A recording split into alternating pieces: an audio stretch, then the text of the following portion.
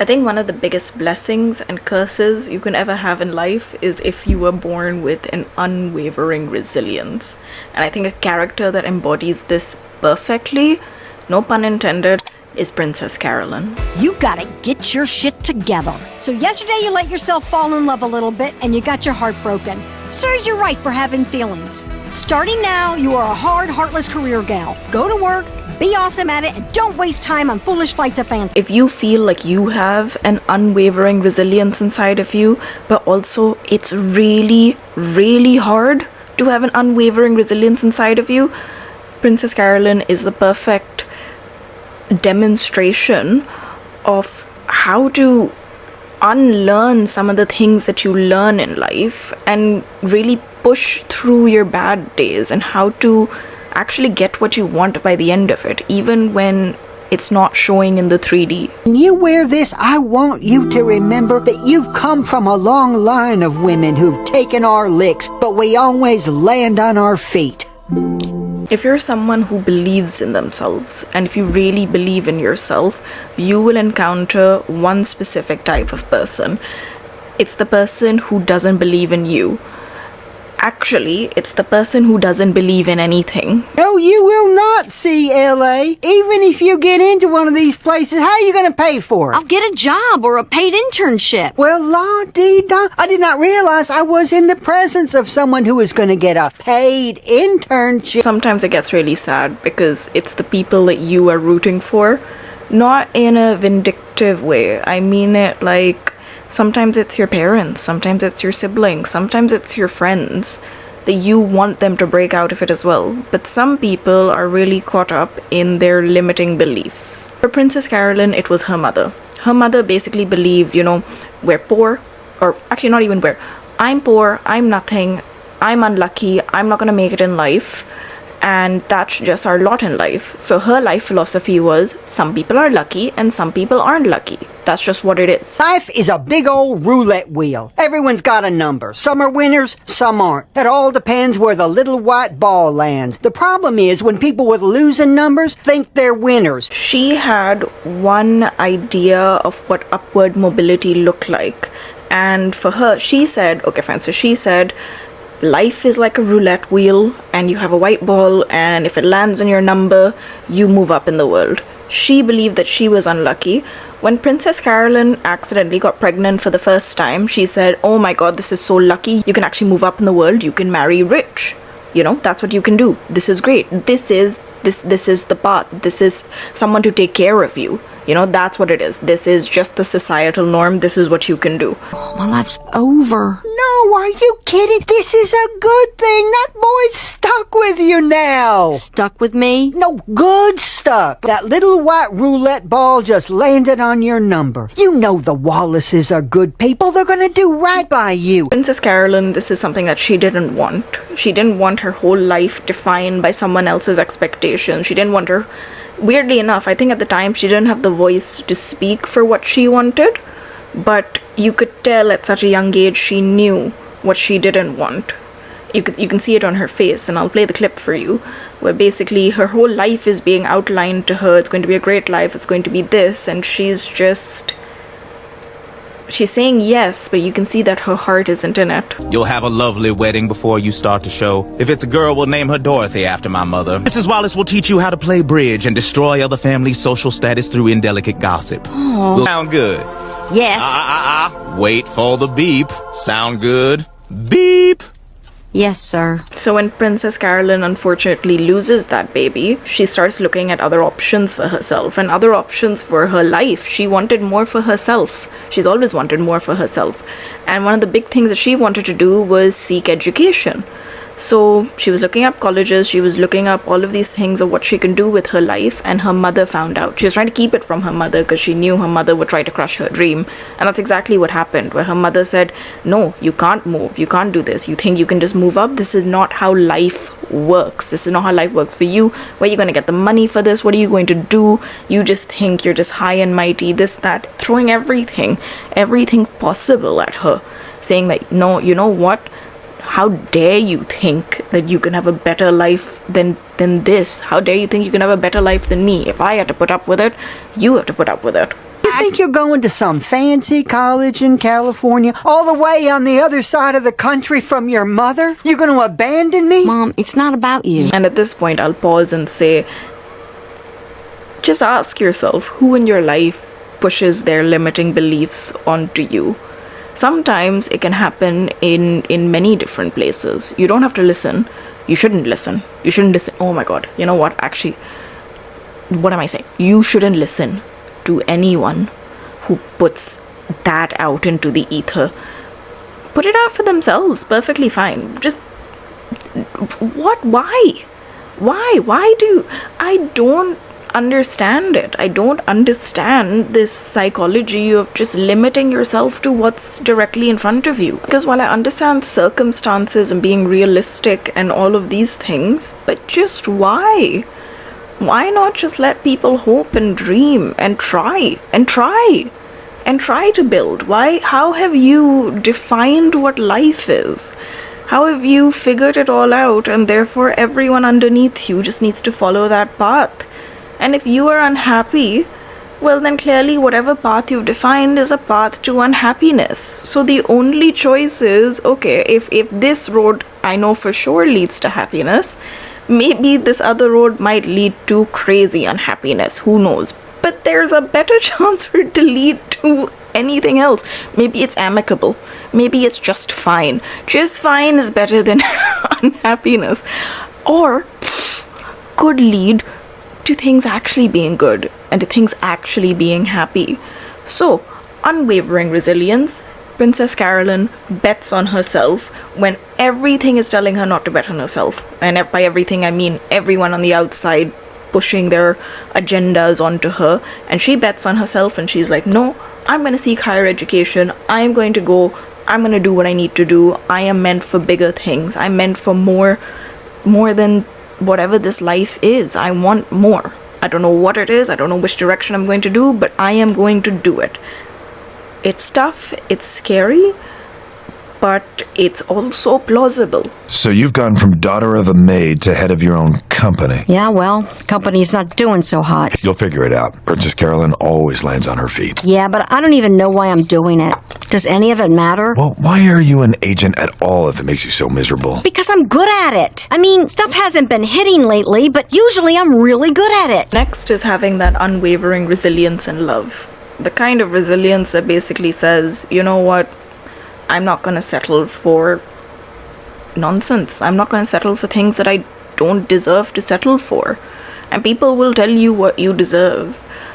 Especially your exes. Your exes will definitely tell you what you deserve. Don't listen to their limiting beliefs. Don't listen to your exes. They're gone. They're gone. They're gone. I did this to myself. I do this to myself. Why do I do this to myself? I don't know. I think maybe if you're good at putting out fires, you just run from fire to fire and don't really think about it. Unwavering in love does not mean unrequited love. Unwavering in love does not mean you don't let go of the man that you're definitely supposed to let go of, or woman, or anyone.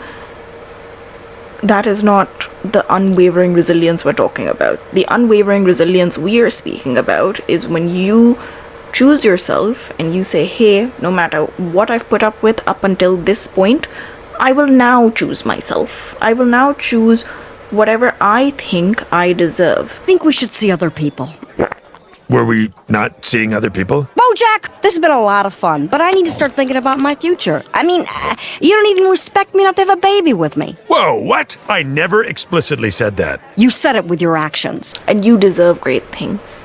You deserve to be happy. Everyone does deserve to be loved for who they are. Everyone deserves a partner who sees them, fulfills them, fills their cup. You might have had people so far in your life that you match with on some degrees and some levels, but you know what? If it doesn't fit, break it.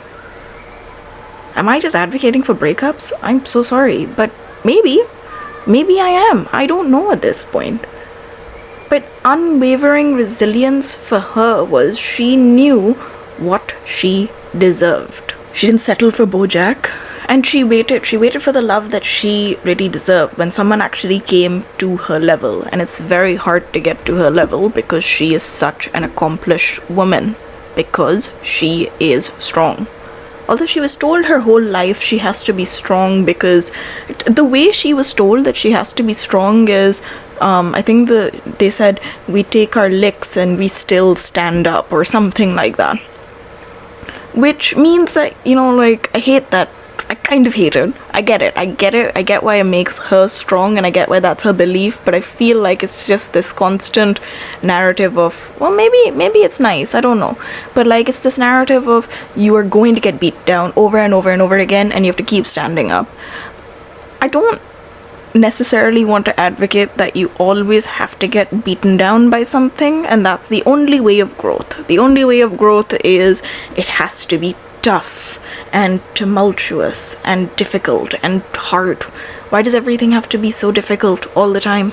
I understand going through hard things, but I don't think it's necessarily good to constantly define ourselves by the hard things we've been through. In fact, I think one of the best lessons, at least that I've learned personally, is when you stop defining yourself by the hard things, when you stop defining yourself by things that happened to you 2 years ago, 5 years ago, 10 years ago. That's not the story. When you meet new people, you don't tell them, oh yeah, this is me and this is my life story. This is me, this is what I went through. I think you're not defined by those things. The same way Princess Carolyn isn't defined by her hardships. Mom, please. Yeah, you'll hardly notice it. No, Mom, I gotta go. Please? Can't you just do this one thing for me? I'm sorry, Mom. Princess Carolyn was told by a doctor that she had lost her baby. She told her boyfriend at the time that I am ready to keep going. I'm ready to keep trying. I know in my heart that I am meant to be a mother. That's all I want. I want to be a mother. I've always wanted to be a mother. I want to be the mother that I didn't have. I want to be the best mother I can be. And I'm not going to give up. I'm going to keep trying. I'm not going to stop. If you stop, that's fine. I will never stop. You've had 2 miscarriages now. 5. What? I've had 5 miscarriages. So easy for you to love me when everything's good. You need to live in this. You need to get used to this, because if you're serious about having a baby with me, this could happen again. Are you prepared for that? This could happen 5 more times, but I'm ready for that because I want this. Do you want it that bad? And I think that was incredibly inspiring, to be honest. And these things don't get spoken a lot in cartoons. Very rarely do we get a chance to touch on these particularly difficult topics. So I think it was just wonderful to see. And I think that spirit really resonated with a lot of people. When she found motherhood difficult as well, she still had the same spirit inside of her. Of course I do. Of course I love my daughter, but I don't know if I love her. I know I'm a terrible person for even thinking it, but just what if it never happens? And she had a pep talk from one of her nemesis / soon-to-be friends about, motherhood is difficult. It's not easy. It is one of the toughest things, She says, I've always wanted this. Now I have it, and I don't know. Of course I love my child, but I don't know if I love motherhood. And then she gave her friend gave an excellent analogy of, what? That is your client. If you don't know how to handle motherhood, what you do know how to handle? You know how to handle clients. So go out there and handle your client. So now you've got a new job, and it is a ruthless one, and I mean ruthless. You don't have time to waste second-guessing how you feel about it. You just have to do it the best that you can, and know that that's the best you can do. Which brings us to backing yourself for your career. Backing yourself for when you know you're meant for much more. When you know you're meant to... So for her, she knew she was good at her job. And I feel like a lot of people who have this unwavering resilience, I think they also are very high performers at work.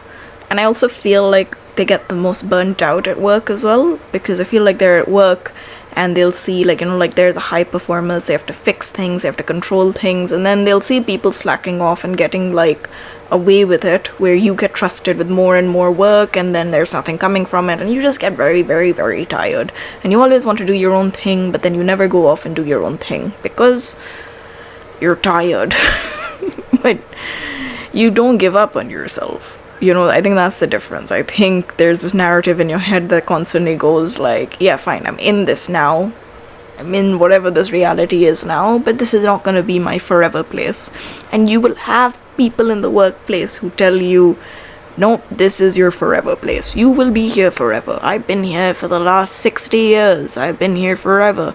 This is the end of the road, you know? It doesn't have to be. You know, so for her, she knew she was good at her job, so she started her own company. And it was tough. It was really tough. And there was like this very lovely episode where she basically, you can see all of this like burnt out. Look at me in my hands. What am I doing? But you can see all of this like burnt outness inside of her. A concert? Well, that'll take some time to put together. Bring it out a little bit. Move it over a 1/4 inch. Do you mind? Right. Since it's on your turn, I'll focus on the big picture stuff and leave all the organization and planning to you. I wouldn't want to step on your toes. We wouldn't want that. Thanks for stepping up, Princess Carolyn. Essentially going like, people are pushing everything onto her, saying do this and this and this and this, and she is just like managing it all. She's being this like superwoman persona of whatever was put on top of her, and she did it. She was tired, but she did it. She managed it. She always figures it out. She always lands on her feet. So even in her worst possible day, at her worst possible breakdown,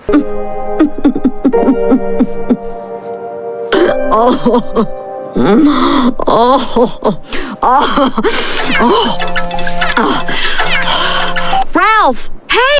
she knows how to build herself up again.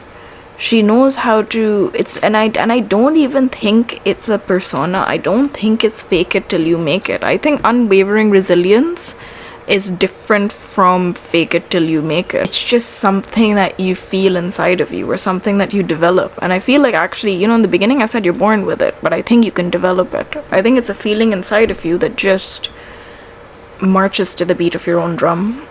It's literally something that you can't shut off. It's like at no point does the brain give up or want to give up. Well, actually, no, the brain always wants to give up, but maybe it's the heart that doesn't give up. Something inside of you, I don't know where it is. Maybe it's in your stomach. I don't know. But it's kind of like, you, even at your worst, you're broken down, you give up. You even say it out loud. You know what? I'm giving up. I think I've said it like so many times. I think it's all I say sometimes. That's it. I'm done. I can't do this anymore. But you get up the next day. You don't even get up the next day, honestly. It's like 2-3 hours, bang, you're there. I'm kidding. But you don't. You know, it's just there. It's like, it's just there. I don't know. I hope this makes sense. I think it's just something that I see. I hope it's something that resonates. I hope it's something that makes sense, because it's something that makes sense to me, and I hope it makes sense to other people. So I guess what I'm trying to say is that even if no one is betting on you, you have to bet on yourself. You really do. And I don't think anyone was betting on Princess Carolyn. And she bet on herself in every regard. Will you get me a second tape? I'll watch something else. What am I, made of tapes? I suppose the most effective way to do it is to do it.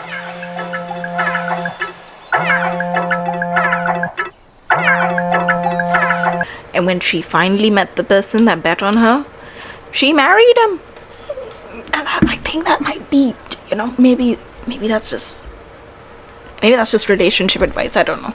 And the only thing I know is that I love you. Please believe me when I tell you. I love you, Princess Carolyn.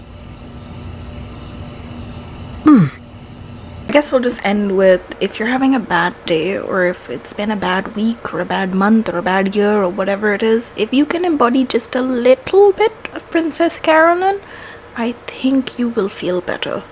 At least that's what I do sometimes. And I'm gonna end it with, hopefully I'll find a really nice clip to put in here. So, yeah. But you're here because at some point Princess Carolyn thought this was a good idea. And I think we ought to listen to her. Because she's the smartest woman I know. That's true, she is.